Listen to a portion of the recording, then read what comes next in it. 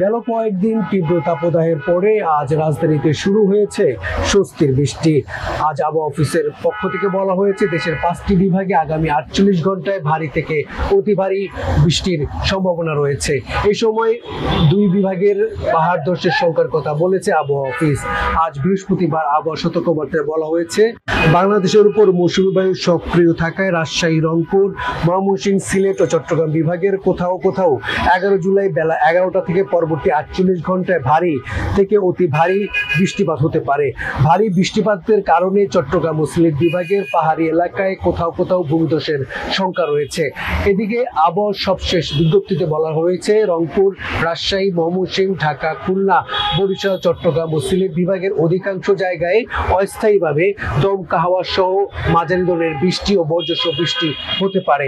কোথাও কোথাও ভারী থেকে অতি ভারী বৃষ্টি হতে পারে। সারা দেশে দিনের এবং রাতের তাপমাত্রা 1 থেকে 2 ডিগ্রি সেলসিয়াস কমতে পারে।